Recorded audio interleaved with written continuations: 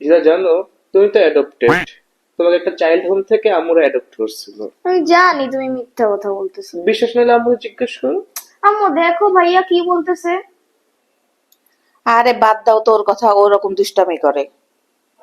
আচ্ছা সেসব যাক, হলো বিয়ের যে দাওয়াত আছে মনে আছে, সেই কথা কার কি কেনা লাগবে? না, আমার বেশি কিছু লাগবে না, আমার 2টা হুডি হলেই চলবে।